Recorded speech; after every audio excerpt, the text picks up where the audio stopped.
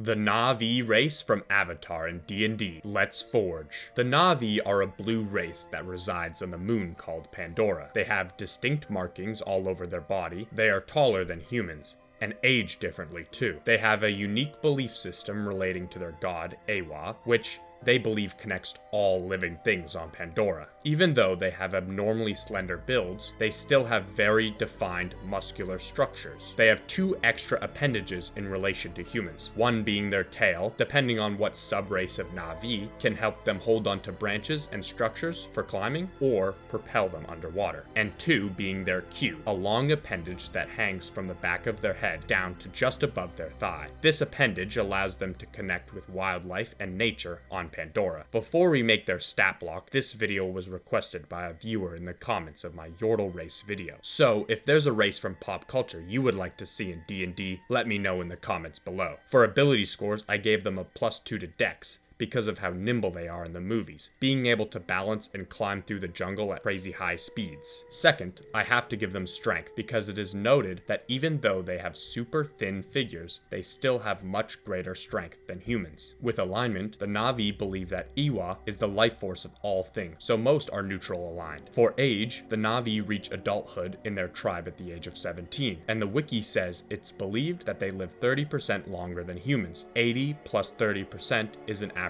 of 104 years old. For size, they can range anywhere between 9 to 10 feet tall, but some Navi have been known to grow up to 12 feet tall on rare occasions. For speed, they all get a walking speed of 30 feet, and an additional speed depending on which subrace you choose. For forest Navi, they get 30 feet of climbing, and ocean Navi get 30 feet of swimming. Now for the race exclusive feature. The queue is a long appendage hanging from the back of their head. In the film, this allows them to connect to animals and plants, along with other Navi. So I gave them a unique ability that if they can get an animal to stand still by will, or by grappling it, they can use their queue to cast Speak with Animals or Animal Friendship a number of times equal to their proficiency bonus. And once per day, they can use their queue to cast the Speak with Plant spell by connecting to the plant life in the area. For languages, they can speak Common, and they can also speak Navi. I don't like making new languages for D&D, so I wanted to give them an existing language. They kind of resemble Fae creatures or elves, so I know some people might think they should get the Fae language. But hear me out, hear me out. They come from outer space, like the Mind Flayers and other aberrations. So I gave them Deep Speech, which is described on the Forgotten Realms wiki as an alien way of speaking. So perfect for our blue alien friend. And that's the Navi forged for D&D 5e. If you enjoyed this video, consider watching one of my other videos where I turn pop culture races